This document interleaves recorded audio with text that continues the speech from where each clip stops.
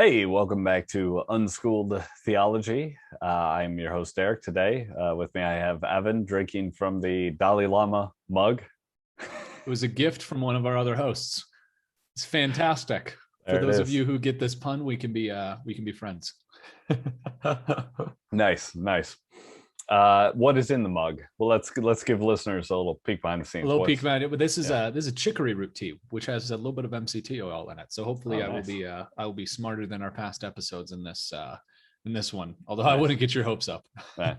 I'm doing a 4-berry rooibos tea at the moment. So Oh, that sounds it's really good. Do you know what the 4 berries are?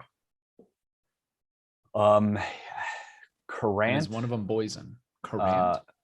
yeah, Currant, I think was I've one. never heard of that I think berry. Currant is one of them. Um, and I think that's one of them. And then blueberry, strawberry, and then I don't know. So, And I so could be you wrong about the Currant. you decided to start with the most hipster of all berries. Yeah. You could have just said, well, it's Well, blueberry, and then so it's tough because I have another tea that is a elderberry based tea, and I know that has Currant in it as well. what is Um, currant? And how is that spelled? Is it like courant, like the French word? Like COU? Currant.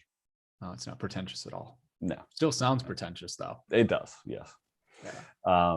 Although elderberry sounds pretentious as well. So That's true. It uh, just sounds a little superior. Like it's well, a it little just older than everybody. it sounds like Middle Earth tea, right? Like if we're Yes. Yeah, what that is the does. Hobbit drinking? Elderberry tea, clearly, I don't know if Lord of the Rings fans are always feel superior. I think they might just feel a little. No, They're just their no. own sect, Yeah, yeah, yeah. which we welcome. We're big Lord of the Rings fans here too. Indeed. Actually, I'm probably due for a reread of that. I'll have to do that sometime soon here. A We might reread start of a book club at some point that sure, goes, beyond the sure. Bible. We'll do a Lord Yeah, of the Rings book club too. Yeah. exactly. Every third episode. Yeah.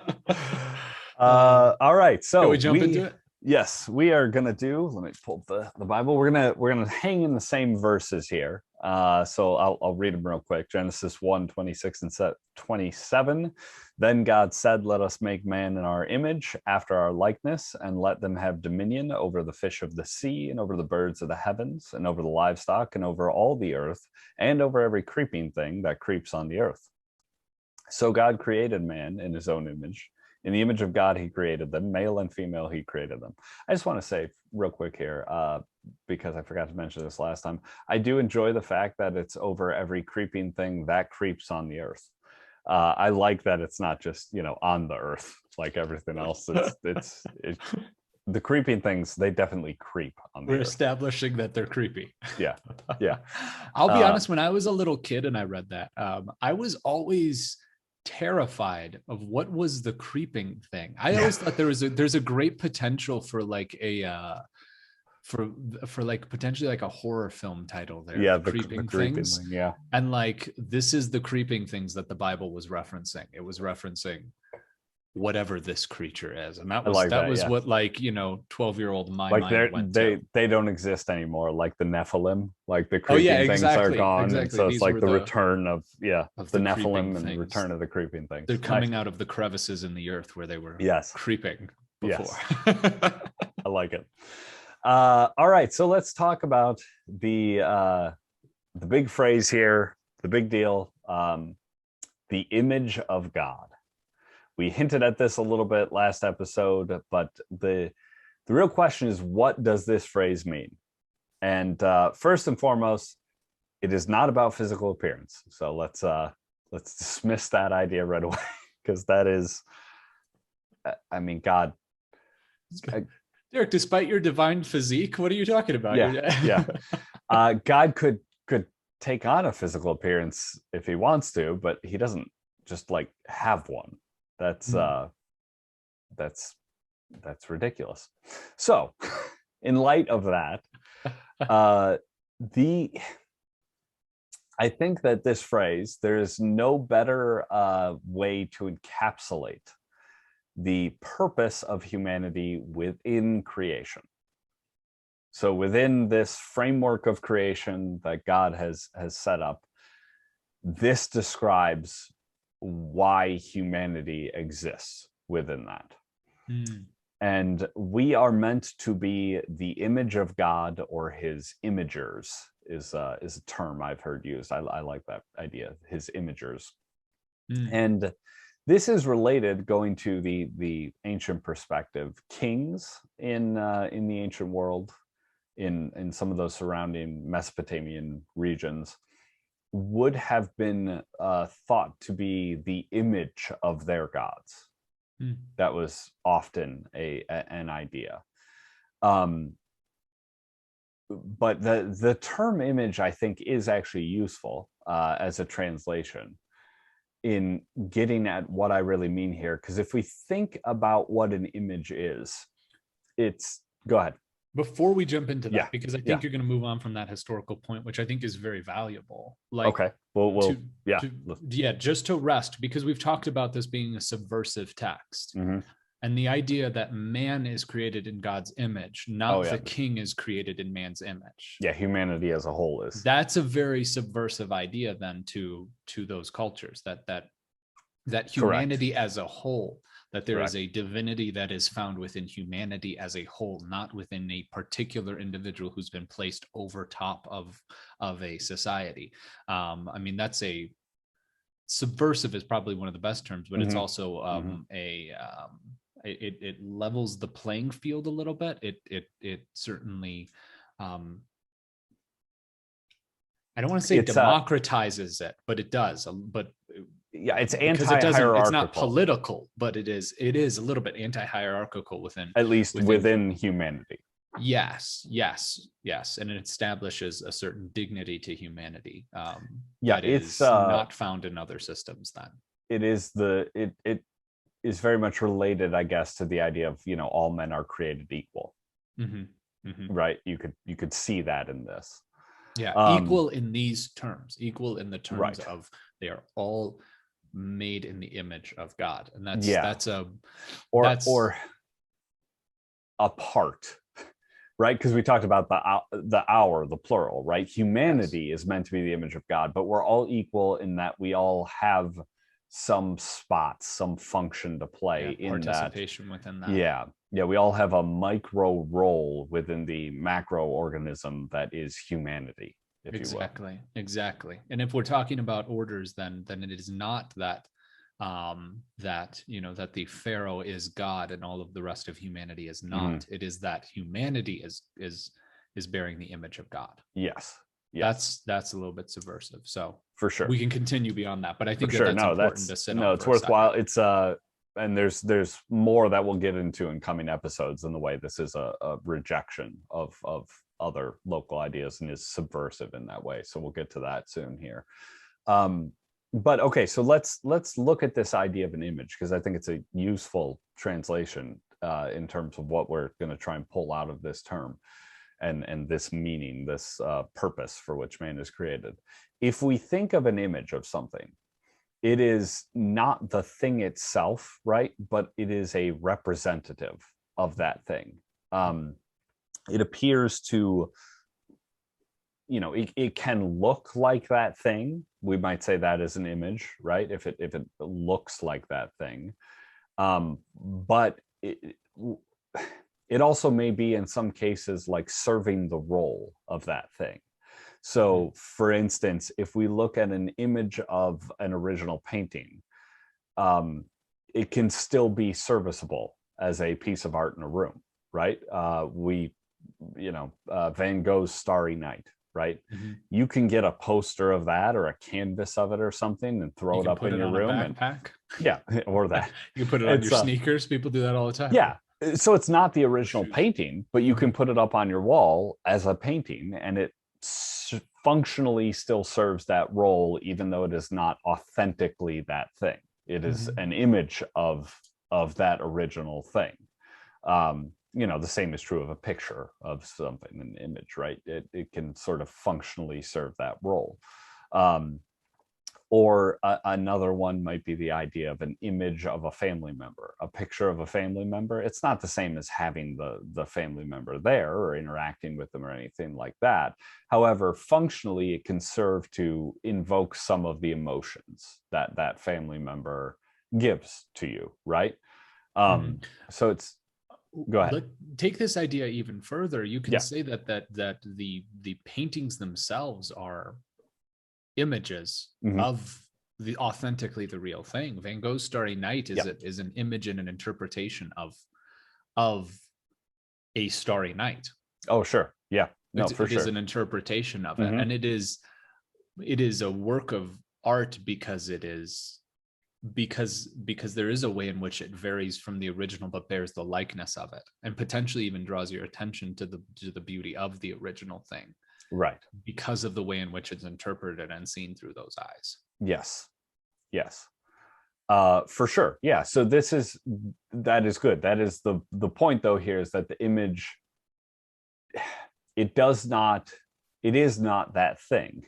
No. However, it can serve as that thing within smaller frameworks, if you will, right? Well, what I think is interesting is it serves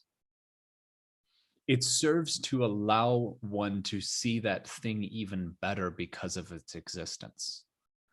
So the image of a starry night, that is a byproduct of it, for sure. The ability to see through an artist's eyes, the ability to see something through their interpretation of it, allows one to better see the real thing itself.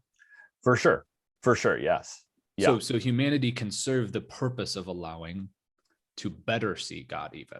Yes. And that is one of the ways we can, the way in which God is created. Not that humanity is superior to God or comes close to it, but it serves the purpose of allowing the ability to. It's a translation, it's like it translates God, in the way that a painting might translate something. You have a hard time necessarily seeing on its own, but a painting of it can translate it in a way that it's a little easier for you to connect with it or understand by highlighting it, right? particular things. But the key here, I guess my point is that the image is not this thing, but it can fill that role within a smaller framework, right? So it's not as expansive as that thing is, but if around these constraints, it can sort of fill that role. And that is the idea of being the image of God, right? And I to sum it up best, I think the idea is we are meant to be what God would be if he were to inhabit a physical body within this earth, right? And again, it's more about humanity as a whole being that thing, the plural that we talked about previously. But that is the point. That is why humanity exists. Within the order of God's creation, he created all of this and then put within creation this thing that is meant to be what he would be inside this framework. Here is what God would be inside these constraints. That's what humanity is meant to be. That is the greatest fulfillment of humanity. And that's interesting. That brings to light potentially this way in which God reaches consensus within himself and then acts. So look at verses 126 and 127. It says, so God said, let us make man in our image. We've already talked about that a little bit, but just highlight the fact that it seems that there's a consensus come to by God within himself internally. And then there's an action in verse 21. So God created man in his own image. So then it was done, consensus, and then done. And this idea that we're supposed to represent that within the context of Earth as a whole. Yeah. Humanity has to come to a consensus and then act. Yes. It's not like we all just individually act as our own little God. We need come to some sort of consensus to proceed forward. Yes. That's interesting, because then that's almost demonstrated, because it's not necessary that that's demonstrated in the text. could just say that God created man in his own image. Why does it have to show God coming to a consensus within himself and then moving forward? Well, perhaps it's a demonstration of the way in which we're supposed to operate. Yeah, perhaps. Yeah, that might be related to that for sure. That Not idea democratically, but just that we have to collectively decide. Yeah, it doesn't, how you come to the consensus is not at all represented here. Yeah, but just the fact that it needs the to necessity be done. of consensus. Yeah, that's very much a good point here. And so we should point out that in a way we see Jesus as a fulfillment of this idea, but at the same time, you could make the case that he exposes our lack of fulfillment, right? Because if we're meant to be the image of God, one would think that then God in human form would be crowned, by humanity. Were humanity fulfilling this role of being the image of God? And instead he was killed. So he actually demonstrates by being here just how poorly humanity is failing in that role. He's murdered rather than crowned, as he should be. Now, in the end, we believe that he will be crowned. But that to me is interesting, right? It shows how poorly we fulfill that role at this present time of being the image of God. So in a way that Jesus is sort of a fulfillment of it on an individual level, and he will be the source through which humanity will fulfill it on this macroorganism level. The fact that the macroorganism of humanity spit out and murdered and destroyed the microorganism of what it's sort of meant to be as a whole shows how corrupted that macroorganism is. Yeah, and even the inefficacy of striving for image bearing on an individual level. And I think we'll get into some of those. I'm not contending. Let's call it the implications. We'll get into the implications of this idea very much in coming episodes. But I'm not contending because I think we will spend time at some point talking about individualism within the context of framework of the Bible. But I'm not contending that the Bible is anti-individualistic, but it is significant that does show the futility of individual image bearing, and I mean futility as I think that's the proper word there. I don't that it will not be effective. It's the wrong achieving pursuit. The ends that that are intended here. The ends that are intended are humanity in the plural. Yes, it's the wrong pursuit. If you're pursuing individual image bearing, it's the wrong pursuit. You need to be pursuing the collective image bearing and your role within that collective image bearing. Exactly. And so one of the ways I want to support this framework, this idea of the image of God, is if we look at this term that's used as likeness, it's regularly used as likeness throughout the Bible. I find it very interesting, though, that at one point it is translated as pattern. And if we think of order that we've seen up through this point in Genesis, it is very patternistic, right? Each according to its kind, the stars and sun and moon having their pattern, the divisions of things is about patterns. It is very much all about a pattern. And if we think of this idea of likeness being related to pattern, then we see that part of being the image of God is portraying the pattern that God would portray within this, this framework is the word I'm using. It's like constraints. Creation, if God is infinite, right? Creation is like a set of constraints, around the infinite. And so it's what is the pattern that God would manifest within these constraints. That's what it means to be the image of God. So yeah, I think that's a useful way of thinking about what that means, the image. Yeah, it draws me to the idea that the pattern of God is emulated in the first 6 days of creation. Of what does that pattern look like? Because we've been introduced to a bunch of ideas of what God is, and if we're talking about our purpose or purpose within the earth, being the continuation, I suppose, of that pattern, that has been demonstrated in the first few verses. So those can also be read as what are we supposed to do? Yeah. What are we supposed to attempt to emulate? Yes. As we're becoming pattern bearers, and that is what it looks like. Yes. Yeah. So I the think more we understand God in that context, we also better understand our role within the context of this. And we'll review that further as we get on here. But it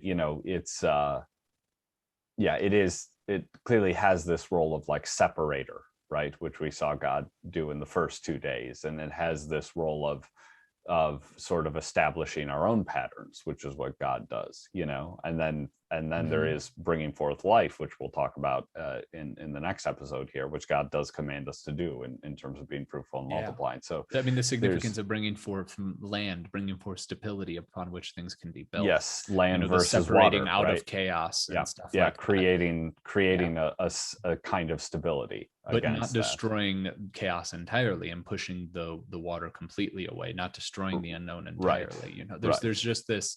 There's a lot of depth to that of what framework we're supposed to be. No, what lens we're supposed to be looking at the way in which we do things. For sure. Yeah. And we'll probably review all of that at the end of this, do another overview of creation as a whole. But yeah, that is what we can sort of take from this. And so I want to hit on here real quickly. In a way, we could look at this as, so what does it mean to be human, right? That's a question we ask that is interesting, and it's something that we are struggling with, I think, is one way of saying it, as we sort of move into this realm where it's like, okay, well, what about artificial intelligences? What about really bad ideas like human animal hybrids, which people are attempting to do? And there's a lot of problems with that, which we'll see coming up here very soon in Genesis, particularly right before Noah.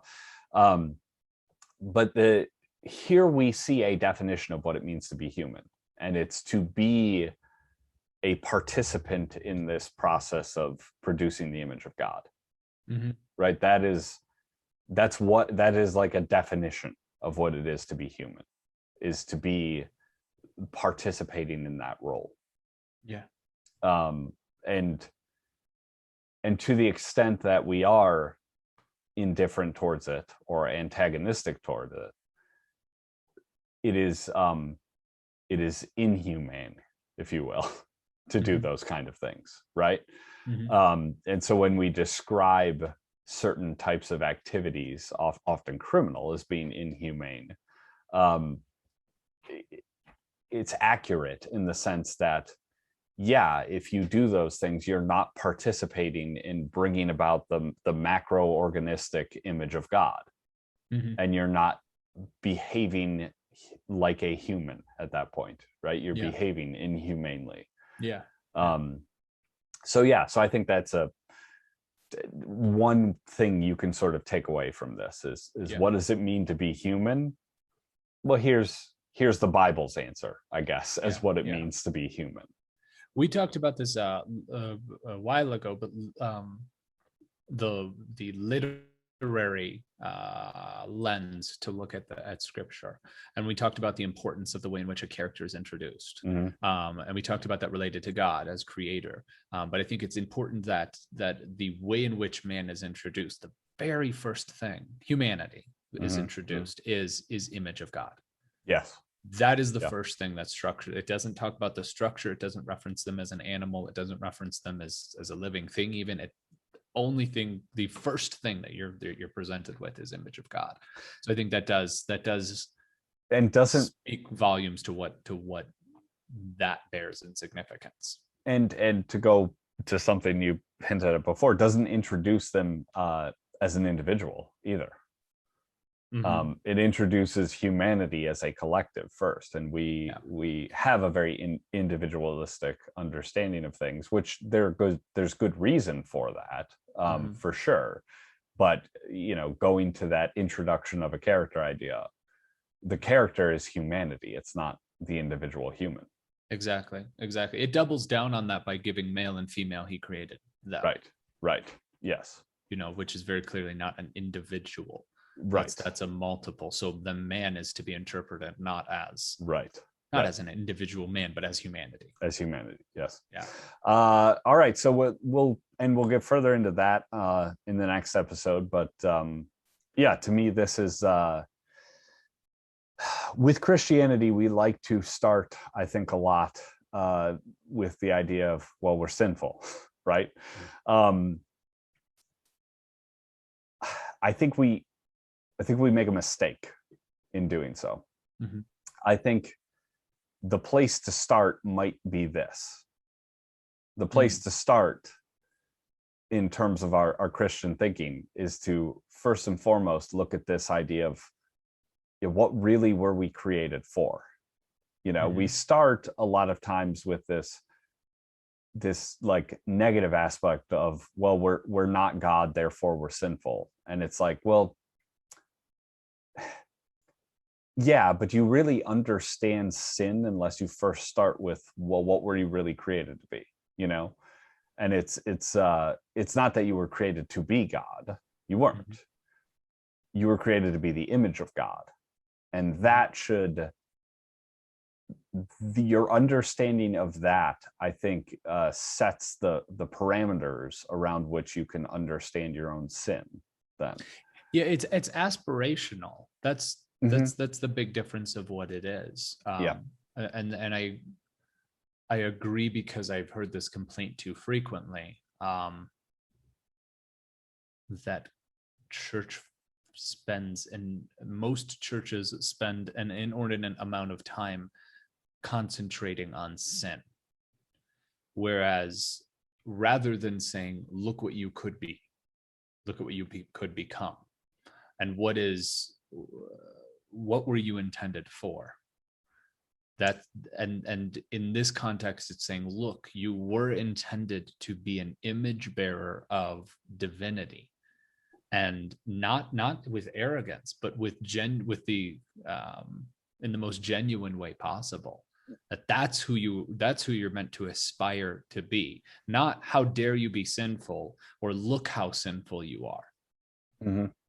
Yet not only that, you still are, right? And this is sort of the problem with church today, is we get so focused on salvation and Jesus and what's going to happen when Jesus comes back and all of that, and God didn't, just because we aren't currently representing the image of God, of humanity as a whole, doesn't, like, God didn't give up and say, okay, well then just try and sustain yourself individually until I come back and don't worry about it. Like, there's nothing that he said, at no point do I not want you to still be striving towards this. Right. And I don't think as Christians, particularly, I guess, in Protestantism, are we trying to do that? Like, are we trying to be the image of God? Is that what we're aiming for? And I mean, to me, a lot of times the answer is no. It's like we've taken the Great Commission and basically said, well, that wipes out all other commands, right? The only thing we're intended for is to go make disciples, and it's like, disciples of what? And to me, this is the thing you're making disciples of. You're trying to say to people, hey, listen, this is what you need to be, is play your part in this collective act of being the image of God. That's what we're calling to you to is to a real sense of purpose. And we're not our focus has been saving souls from damnation. And while that is useful and I think persuasive and meaningful to some people, there is a set of people out there who I think are more attracted to and more persuaded to, rather than running from something, running to something, right? And are going to be more drawn to a sense of purpose, that, and this is, I think, that sense of purpose. I don't know that the Great Commission, is the same in terms of a sense of purpose, right? It's like, once you're saved, once you accept this as true, then it provides a sense of purpose, but it doesn't provide a sense of purpose that draws you to the truth. Whereas thinking about something like this, about humanity being something greater, I think provides a sense of purpose. And it's something I think we see people calling out towards when they think of things like humans acting in concert to address environmental issues, or humans acting in concert to address pandemics, if you will. I think there's a lot of people who look at that, and the reason they are so enthusiastic about acting in concert this way has to do with collective purpose. And right now, I don't think Christianity, as it is marketed, offers a sense of collective purpose. But here, I think that's what we see a call to collective purpose at the very beginning of the Bible. In fact, we exist for a collective purpose. Yeah, it is I can't remember who said this, but I think it was in the late 20th century. They said humanity needs a moral alternative to war. A collective moral alternative to war, because war had a tendency to incite that within humanity, this collective responsibility and feeling of duty, that is paradoxically being divisive too. Exactly. Well, maybe it's a fundamental of sin is that it takes advantage of the best qualities within humanity. But yes, and that's even the point, is that it needs a moral alternative to that collective duty that people feel when they're incited to warfare. And so, void of the church providing that, there are other things that they can turn to, pandemic response, you could say, or to a lot of times, I think environmentalism is a major one that a lot of people are turning to, because it feels like a collective responsibility that we can all play a part in. And we have something that humanity is. That we have an instinctual desire to because it's what behave we're called collectively. To. Exactly. Yeah, because you understand that it's what you're called to, and it's like, well, the church is voiding its responsibility by not calling people to that, but instead saying, trying to attract people by saying, look, you're very, very sinful, and we're going to provide the medicine. We're going to provide the antidote. And it's like, well, yeah, but more significantly, we're going to provide something to aspire to be, and that. And that is, people are craving that. I think that's fair. All right. Well, with that, we'll look at a couple of smaller points in this next episode, and then after that, we'll really get into some of the practical applications, I guess, or real life implications of this idea. So be sure to subscribe wherever you are, review, rate, follow, comment, all those things. Hit us up on the email at unschooledtheology at protonmail.com, and let us know if you sense this same kind of thing that we've talked about here, that perhaps the church is not pointing people towards something aspirational as much as it could be. See if that's is that just you and I with that sensation, or is this something more people are experiencing? We'd love to hear that. So we will see you though next time. Thanks.